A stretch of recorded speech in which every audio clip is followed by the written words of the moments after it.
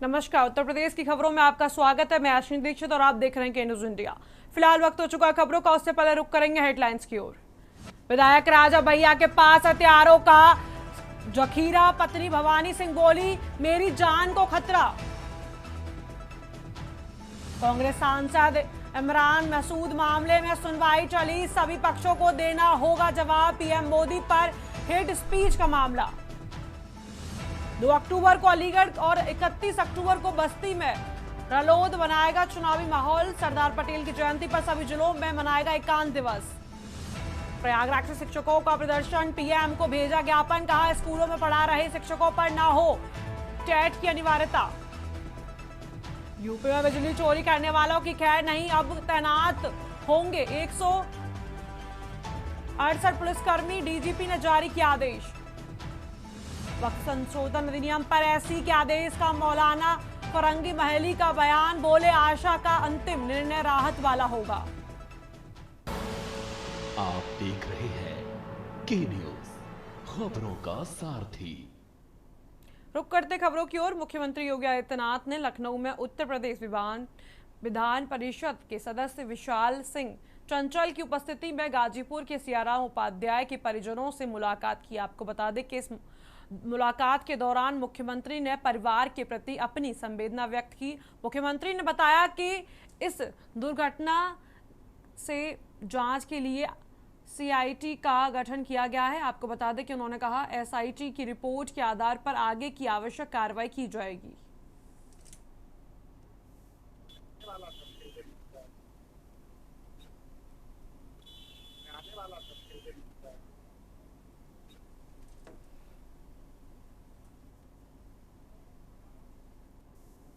अगली खबर की ओर रुख करते हैं। लखनऊ में समाजवादी पार्टी अध्यक्ष अखिलेश यादव ने इंजीनियर दिवस के अवसर पर आयोजित कार्यक्रम में भाग लिया। आपको बता दें कि उन्होंने कहा कि उनकी सरकार आने पर भगवान विश्वकर्मा दिवस को पूरे समाज के लिए सम्मान का प्रतीक बनाया जाएगा। उन्होंने याद दिलाया कि नेताजी मुलायम सिंह यादव के कार्यालय में विश्वकर्मा जयंती पर अवकाश घोषित किया जाता था। उन्होंने कहा कि अखिलेश यादव ने मौजूदा सरकार पर तीखा हमला करते हुए कहा कि प्रदेश में मेडिकल कॉलेज में प्रिंसिपल नहीं है, मंत्री और नेता पुलिस के स्तर हैं और मुख्यमंत्री आवास पर समझौते हो रहे हैं। उन्होंने कानपुर मामले को लेकर भी सरकार की कार्यप्रणाली पर सवाल उठाया। उन्होंने रिवर फ्रंट पर डिफेंस एक्सपो की उपलब्धियों को अपनी सरकार की देन बताया। कहा कि भविष्य में भगवान विश्वकर्मा की सोने के सिंहासन पर स्थान देंगे। साथ ही वक्फ मामले पर सुप्रीम कोर्ट के न्याय की उम्मीद जताई। राजनीतिक बयानबाजी के बीच अखिलेश ने ओम प्रकाश राजभर पर चुटकी लेते हुए कहा कि बोलिए तो 100 भेज दें। वहीं केंद्रीय मंत्री मनोहर लाल और सीआर पाटिल ने स्वच्छता सेवा के लेकर प्रेस कॉन्फ्रेंस की। आपको बता दें कि अखिलेश ने बीजेपी पर तीर्थ स्थलों के विकास की अनदेखी का आरोप लगाते हुए कहा कि वे केवल चढ़ावे वाले स्थानों पर ही पहुंचते हैं।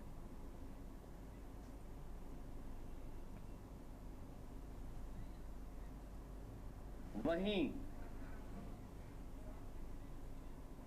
कानपुर सेंट्रल स्टेशन पर लगातार खान पान को लेकर शिकायतें मिल रही हैं। आपको बता दें कि जिसके बाद प्रयागराज मंडल के वरिष्ठ वाणिज्य प्रबंधन कोचिंग हिमांशु शुक्ला निरीक्षण करने से स्टॉलों पर पहुंचे, जहां पर अनियमितताएं पाई गई। निरीक्षण के दौरान प्लेटफॉर्म नंबर 6 और 7 पर स्टॉल संचालक प्रदीप जैन ने यात्रियों को रेल मिल का पानी की बोतल बेची, जहां 20 रुपए की बोतल को जिसकी कीमत 15 रुपए थी, जिसके बाद वरिष्ठ मंडल अधिकारी ने स्टॉल को सीज कर दिया। साथ ही अधिकारियों ने स्वतंत्रता सेनानी एक्सप्रेस के पेंट्री कर चेक की।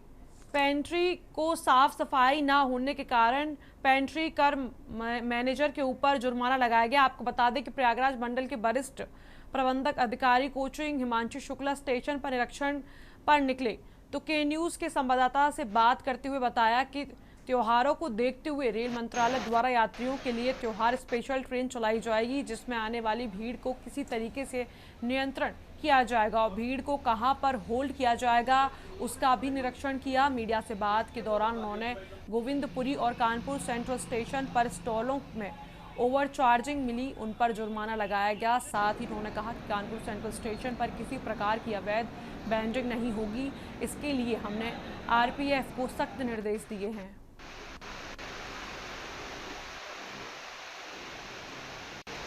कानपुर सेंट्रल स्टेशन में जो आज निरीक्षण हुआ है, आगामी जो पर्व आ रहे हैं, नवरात्रि, दीपावली, छठ और आगामी जो माघ मेला है, उसके परिप्रेक्ष्य में आज हमने बैठक की। जो भीड़ हमारी संभावित आएगी, क्राउड आएगी, उसके मैनेजमेंट के लिए होल्डिंग एरियाज हम लोग कहाँ बनाएंगे, उन होल्डिंग एरियाज में क्या क्या सुविधाएं हम प्रोवाइड करेंगे और अभी वर्तमान में किस प्रकार की सुविधाएं यहाँ कानपुर स्टेशन में दी जा रही हैं, इसके निरीक्षण के लिए हमने सभी डिपार्टमेंट्स के जो सुपरवाइजर्स हैं, अधिकारी हैं, उनको बुलाया था और उनके साथ संयुक्त बैठकें आज हम लोगों ने की है।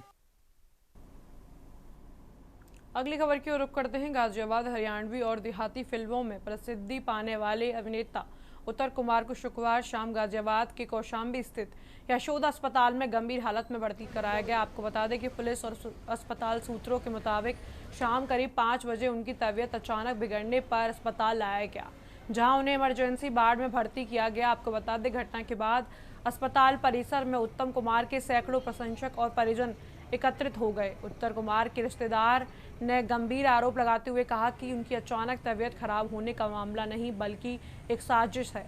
परिजनों का आरोप है कि पुलिस ने ही उत्तर कुमार को जहर दिया है, जिससे उनकी ये हालत हुई है। आपको बता दें कि हालांकि पुलिस ने इस आरोपों को सिरे से खारिज करते हुए कहा कि जैसे ही उत्तर कुमार की हालत बिगड़ी, उन्हें तुरंत अस्पताल लाया गया। उत्तर कुमार के करीब सहयोगी अभिषेक कुमार श्रीवास्तव ने जानकारी दी है कि वर्तमान में उत्तर कुमार की हालत स्थिर है और वे डॉक्टरों की निगरानी में है। उन्होंने बताया कि जैसे ही उत्तर कुमार होश में आएंगे, उनके बयान दर्ज किए जाएंगे और उसी के आधार पर आगे की कार्रवाई की जाएगी। फिलहाल अस्पताल में तनावपूर्ण स्थिति बनी हुई है। सुरक्षात्मक दृष्टिकोण के से पुलिस बल भी अस्पताल के बाहर तैनात किया गया है। उत्तर कुमार के प्रशंसकों ने प्रशासन से इस मामले में निष्पक्ष जांच की मांग की है।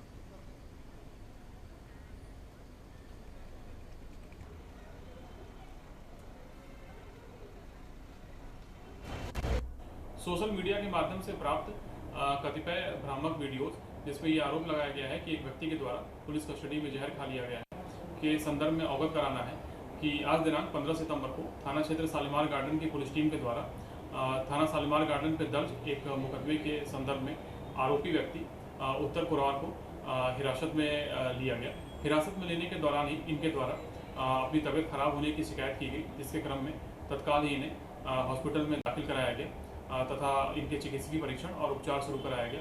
वर्तमान में इनकी स्थिति स्थिर है, उपचाराधीन है और पूरी तरह से सुरक्षित है। इस प्रकरण में इनका उपचार समाप्त होने के बाद अग्रिम विवेचनात्मक कार्रवाई अमल में लाई जाएगी। मथुरा की गोवर्धन तहसील के अंतर्गत आने वाला नगर पंचायत सौंख, जिसे आदर्श नगर पंचायत कहा जाता है। आपको बता दें कि वहां की हकीकत उस वक्त सामने आ गई जब 95 वर्षीय बुजुर्ग महिला के अंतिम संस्कार के दौरान भारी अव्यवस्था देखने के लिए मिली। शनिवार रात को चंदा देवी पत्नी समूररा का देहांत हो गया, जिनकी शव यात्रा में सैकड़ों लोग शामिल हुए और शमशान घाट पहुंचे, लेकिन वहां पहुंचते ही परिजनों और ग्रामीणों को गहरे अंधेरे और गंदगी का सामना करना पड़ा। शमशान घाट पर कोई लाइट की व्यवस्था नहीं थी, जिससे परिजन परेशान हो गए। आपको बता दें कि मृतका के बेटे सुभाष ने बताया कि अंधेरे के कारण कई लोग ठोकर खाकर गिरते गिरते बचे। आखिरकार मोटरसाइकिल की हेडलाइट और मोबाइल की टॉर्च जलाकर देह संस्कार करना पड़ा। आपको बता दें कि इसके साथ शमशान घाट में फैली गंदगी ने भी अंतिम संस्कार को और भी कठिन बना दिया। स्थानीय लोगों ने नगर पंचायत प्रशासन पर गंभीर आरोप लगाए, कहा कि इसे आदर्श कहना महज कागजों की खानापूरी है। आपको बता दें कि जब अंतिम संस्कार जैसी संवेदनशील क्रिया के लिए मूलभूत सुविधाएं नहीं हैं, तो ये बड़ी लापरवाही और संवेदनशीलता को दर्शाता है। ग्रामीणों ने चेतावनी दी है कि यदि नगर पंचायत ने जल्द ही शमशान घाट की व्यवस्था में सुधार नहीं किया तो वे विरोध प्रदर्शन पर उतरेंगे।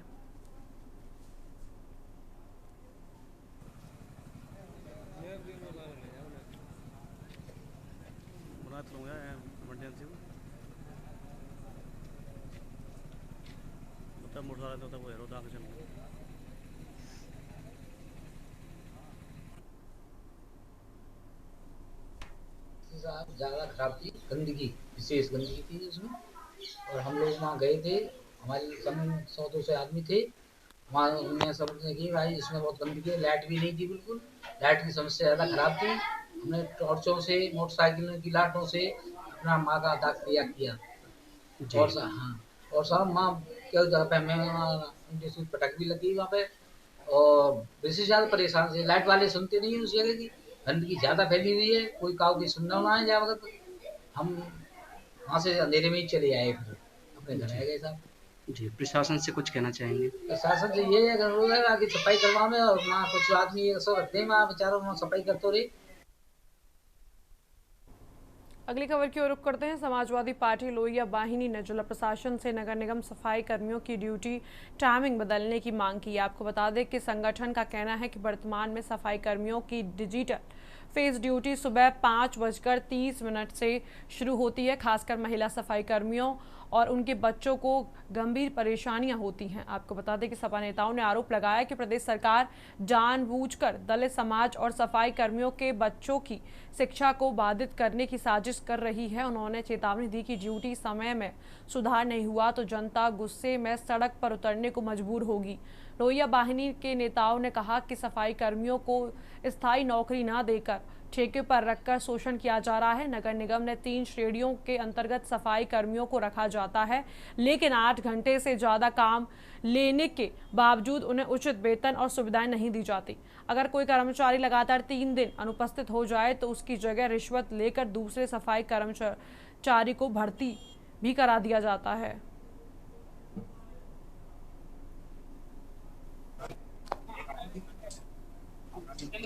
आज हम लोगों ने ज्ञापन दिया है माननीय जिलाधिकारी महोदय को गवर्नर के नाम। हमारी डिमांड है, जब सिद्धे नेताजी उत्तर प्रदेश सरकार के मुख्यमंत्री थे, जो सफाई कर्मचारी हैं और खासकर महिलाएं, उनकी ड्यूटी 5:30 बजे होती थी। इस सरकार जब से बनी उनकी हाजिरी 5:30 बजे होती थी। अब ये 8 बजे होती थी, ये सरकार ने 5:30 बजे कर दिया। अब वो महिला अपने बच्चों को स्कूल नहीं भेज पा रही, घर का खाना, महिला है, घर का खाना नहीं बना पा रही। बच्चे जब स्कूल जाएंगे नहीं, बच्चे जब पढ़ेंगे नहीं, तो देश कैसे तरक्की करेगा। इन्हीं सब मांगों को लेकर हमने आज उनसे कहा कि उनकी ड्यूटी, उनकी हाजिरी 8 बजे से कान पे शुरू हो। तो डीएम साहब ने कहा मैं आपका ज्ञापन वहाँ भेजूंगा, क्योंकि ये सरकार नहीं चाहती है कोई बच्चा पढ़े, क्योंकि जब पढ़ेगा बच्चा, बड़ा होगा तो उसको नौकरी चाहिए, और ये सरकार नौकरी देती, नौकरी जगह लाठी दे रही है। आज हम लोग ने जिलाधिकारी साहब को ज्ञापन सौंपा है। समस्या बहुत बड़ी है, क्योंकि समस्या शिक्षा से जुड़ी हुई है। क्योंकि इस देश में बाबा साहब ने कहा कि शिक्षा वो शेरनी का दूध है, जो पिएगा वो दहाड़ेगा। लेकिन आज दुर्भाग्य है कि भारतीय जनता पार्टी इस देश के जो जाति के आधार पर अंतिम पायदान पर खड़े लोग हैं, उनसे शिक्षा छीनना चाहती है। ये हाजिरी श्रद्धेय नेताजी ने अपने कार्यकाल में 8:30 बजे करी थी। और आज जब भारतीय जनता पार्टी का शासन है, तो भारतीय जनता पार्टी एक षड्यंत्र के तरह हमारी शिक्षा से हमको दूर करने के लिए पुनः 5:30 बजे हमारी महिलाओं की हाजिरी कर दी है, जिससे कि बच्चे स्कूल समय से नहीं जा पा रहे हैं। और वो जानते हैं जब स्कूल जा नहीं पाएंगे तो शिक्षा मिल नहीं पाएगी। ये पूरा सिस्टम सिर्फ शिक्षा से हमें दूर रखने का है, क्योंकि वो कभी नहीं चाहते कि इस देश के अंदर पीडीए के लोग, इस देश के अंदर पिछड़ा दलित अल्पसंख्यक कभी भी शिक्षित हो, उनके बच्चे डीएम कलेक्टर ना बने। यह साजिश उन लोग सदियों से रस्ते चले हैं, आरएसएस के लोग, और वो इसीलिए ये काम कर रहे हैं। संभल में पुलिस अधीक्षक कृष्ण कुमार और पुलिस अधीक्षक उत्तर के निर्देशन में अपराध पर प्रभावी नियंत्रण चलाए जा रहे हैं। आपको बता दें कि विशेष अभियान के तहत थाना बनियाठेर पुलिस ने अलग अलग घटनाओं में 4 आरोपियों को गिरफ्तार कर चोरी और लूट की घटनाओं का सफल भंडाफोड़ किया है। आपको बता दें कि पहली घटना में थाना बनियाठेर पुलिस ने 14 सितंबर 2025 को आरोपी मुहाहिद के पुत्र नसीम निवासी मोहल्ला टंकी जनता थाना बनियाठेर को गिरफ्तार किया और आरोपी ने ग्राम सराया सिकंदर के निवासी नरेंद्र सिंह के घर से 10,000 की चोरी की थी, जिसमें 2600 बरामद किए गए। साथ ही आरोपियों के कब्जे से देशी शराब की 3 पेटी, आपको बता दें कि इंडियन टायर ब्रांड की 1 पेटी, बिगो कंपनी की 1 बतेरी तथा पॉश मशीन बरामद की गई। आपको बता दें कि दूसरी घटना में 13 सितंबर 2025 को ग्राम गुंजल रोड स्थित शराब की दुकान से 24 पेटी शराब चोरी की गई थी। आपको बता दें कि मामले में मुकदमा दर्ज कर विवेचना की जा रही है। तीसरी घटना में 30 अगस्त 2025 को थाना बनियाठेर क्षेत्र में 2 आरोपी सुहेल पुत्र मोहम्मद अहमद निवासी मोहल्ला खमूरसर और नजदीम पुत्र के अख्तर निवासी मोहल्ला तिमारदार सराया थाना को गिरफ्तार किया गया। आपको बता दें कि आरोप के दोनों ने चलती मोटरसाइकिल पर पीछे बैठी महिला के कान का गहना लूट लिया। पुलिस ने आरोपियों को कब्जे में लिया है और छानबीन जारी है।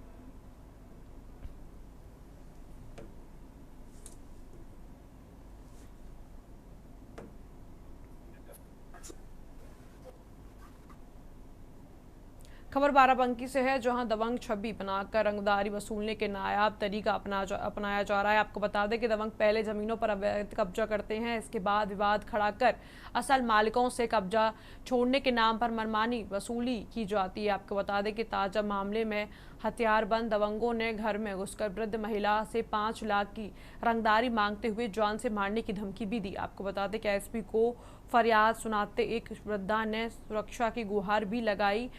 वृद्धा के मुताबिक रंगदारी की रकम न देने पर भूमि का किसी भी तरह इस्तेमाल न करने देने की धमकी भी दी गई। वृद्धा ने आरोपी पर देवर के साथ मारपीट करने का भी आरोप लगाया। पुलिस पहुंचने की भनक लगते ही आरोपी फरार हो गए। आपको बता दें कि महिला ने एसपी के स्वयं सहित बच्चों की जान को खतरा बताया।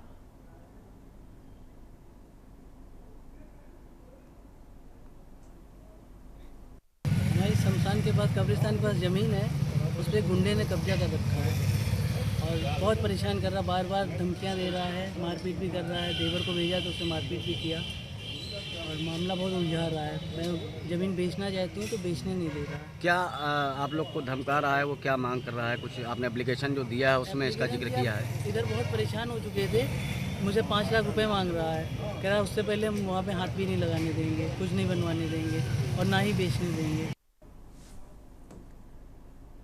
अगली खबर की ओर रुख करते हैं। उत्तर प्रदेश के बुलंदशहर में एक धार्मिक कथा के दौरान जूना अखाड़े के महामंडलेश्वर यति नरसिंहानंद सरस्वती ने एक बार फिर विवादित बयान देकर हंगामा खड़ा कर दिया है। आपको बता दें, उन्होंने महिलाओं और मुसलमानों पर आपत्तिजनक टिप्पणी करते हुए कहा कि जो महिलाएं सिर्फ एक बेटे को जन्म देती हैं वो नागिन की तरह होती हैं। उन्होंने कार्यक्रम में मौजूद महिलाओं से अपने परिवार को बड़ा करने का आग्रह किया। आपको बता दें और चेतावनी दी कि अगर वो ऐसा नहीं करेंगी तो 2-2 रुपए में बिकेंगी और जबरन रखेल बनाई जाएंगी। उनके इस नफरत भरे भाषण से लोगों में, खासकर महिलाओं में काफ़ी नाराजगी है। बता दें कि यति नरसिंहानंद सरस्वती शनिवार को दुर्गापुरम शिव मंदिर बुलंदशहर में आयोजित श्रीमद् भागवत कथा में शामिल हुए थे। इसी दौरान उन्होंने अपने बेबाक अंदाज में हिंदुओं को खतरे में बताया। उन्होंने कहा कि मुसलमान बड़ी संख्या में बच्चा पैदा कर रहे हैं, जबकि हमारी बेटियां सिर्फ 1 या 2 बच्चा पैदा कर रही हैं। अगर ऐसा ही चलता रहा तो वह दूर दिन नहीं जब मुसलमान द्वारा हिंदुओं को जबरन उठा लिया जाएगा।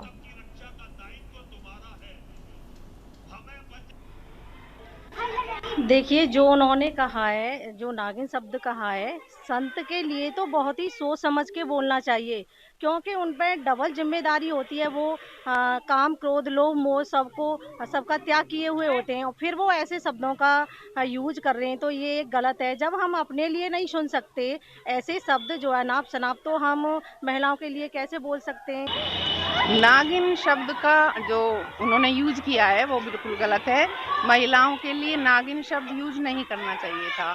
जो उनकी इच्छा थी, बातें उन्होंने जो कही वो ठीक थी कि 2 बच्चे 4 बच्चे करने चाहिए, लेकिन जो शब्द उन्होंने यूज किया है वो शब्द उनका बिल्कुल गलत है। उससे सब महिलाओं को ठेस पहुंची है। हमारे विचार में उनके द्वारा किए गए या कहे गए शब्द बहुत ही क्षतिपूर्ण है। किसी भी महामंडलेश्वर को या किसी भी मंडलेश्वर को इस तरह की बातें नहीं करनी चाहिए, स्पेशली महिलाओं के बारे में। जब आप एक ऊंचे पद पर बैठे हुए हैं तो आपको किसी भी महिला के विषय में इस तरह की बातें करना शोभा नहीं देता। ये अच्छी चीज़ नहीं है, ये एक अच्छा उदाहरण नहीं बनता है समाज के लिए। हम उनके इन शब्दों की निंदा करते हैं। मैं तो देखो यही कहूँगी, जितनी छोटी फैमिली है उतना ही अच्छा है। मानो अगर हम बड़ी फैमिली है, हमारा मजदूरी का काम है, कभी मजदूरी मिल जाए कभी ना मिल जाए, बाद दिन ऐसा भी हो जाएगा हमें चटनी से भी रोटी ना मिले। ठीक है, जब इतने हम बच्चे पैदा करेंगे तो उन्हें कहाँ से तो खाने को आएगा और कहाँ से पहनने को आएगा, बताओ। एक निजी कार्यक्रम में शामिल होने जूना अखाड़े के महामंडलेश्वर यति नरसिंहानंद सरस्वती बुलंदशहर पहुंचे और बुलंदशहर कार्यक्रम के दौरान उन्होंने महिलाओं को लेकर एक विवादित बयान दिया, जिसके बाद महिलाओं में भारी आक्रोश है। महिलाओं का कहना है एक महामंडलेश्वर संत के द्वारा महिलाओं को लेकर इस तरह का बयान देना वो कहीं ना कहीं बहुत ही निंदनीयपूर्ण है, बहुत ही अशोभनीय है। क्योंकि यति नेल्सन के द्वारा कहा गया है कि जो एक बच्चे को जन्म देती है वह महिला नागिन के समान है। उसको लेकर नागिन शब्द को सुनकर महिलाओं में भारी आक्रोश है। महिलाओं का कहना ये है कि जिस तरह से संत के द्वारा महिलाओं को नागिन बताया गया है वह समाज में उन्होंने महिलाओं के लिए एक आहट पैदा की है। महिलाओं के लिए उन्होंने उनके भावनाओं को ठेस पहुंचाया है, जिससे कि महिलाओं में भारी आक्रोश है। उन्होंने कहा, महिलाओं का जो कहना है, महिलाओं का यह कहना है कि एक बच्चे पैदा करना या दो बच्चे कहना वो अपनी सुरक्षा के ऊपर निर्भर करता है, लेकिन एक संत के द्वारा समाज में इस तरह की जो भाषा का प्रयोग करना वह कहीं ना कहीं बहुत ही गलत है। जिससे कि उन्होंने संत के द्वारा इस तरह की जो भाषा का प्रयोग किया गया है वह महिलाओं की भावनाओं को काफ़ी ठेस पहुंची है, जिससे महिलाओं को भारी आहत लगी है और महिलाओं में भारी इन शब्दों के प्रति भारी आक्रोश है। उन्होंने कहा है कि जो महामंडलेश्वर के द्वारा जिस तरह से शब्दों का प्रयोग किया गया है उन्हें अपने शब्द वापस लेने चाहिए। महिलाओं के मान सम्मान को जो उनके द्वारा ठेस पहुंचाई गई है उसके द्वारा उन्हें कहीं ना कहीं अपनी शब्दों को वापस लेकर महिलाओं के प्रति उन्हें संवेदना व्यक्त करनी चाहिए। लेकिन उनके शब्दों के लेकर जिस तरह से महिलाओं में भारी आक्रोश है वह कहीं ना कहीं एक चिंता का विषय देखा जा रहा है। महिला लगातार इससे भारी आक्रोश है और महिलाओं का कहना यह है कि एक संत के द्वारा इस तरह की जो भाषा का प्रयोग करना वह बहुत कहूँ ना कहूँ अनुचित है। अनिल मीणा, केंद्रीय इंडिया, बुलंदशहर। अगली खबर की ओर रुख करते हैं। खबर उन्नाव से है, जहां देश की पहली AI ऑगमेंटेड मल्टी डिसिप्लिनरी और यूनिवर्सिटी चंडीगढ़ यूनिवर्सिटी में उत्साहपूर्वक इंजीनियर्स डे मनाया गया।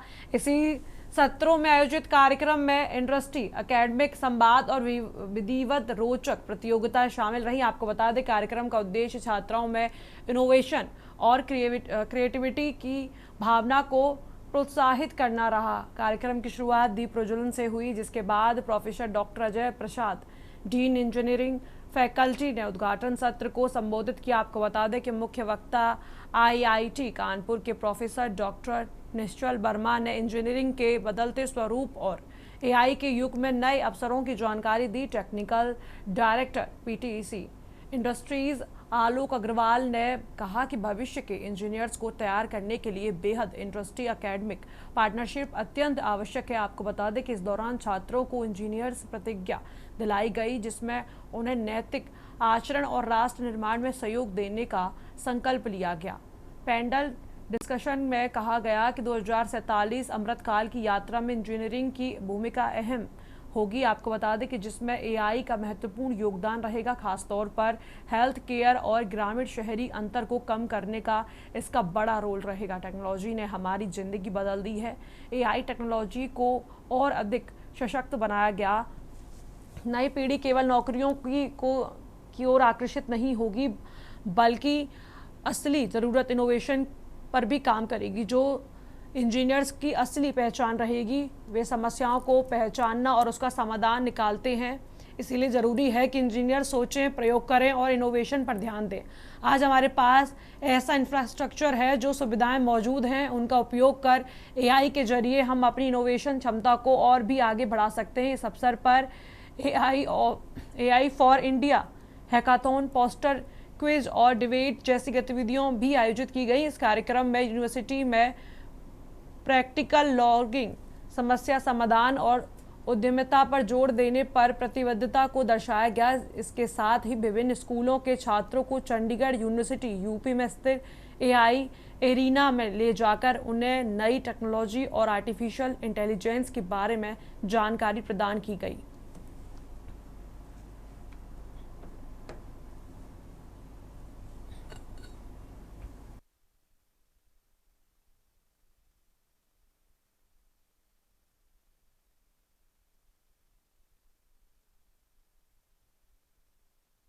फिलहाल इस बुलेटिन में इतना ही। आप देखते रहिए के न्यूज़ इंडिया।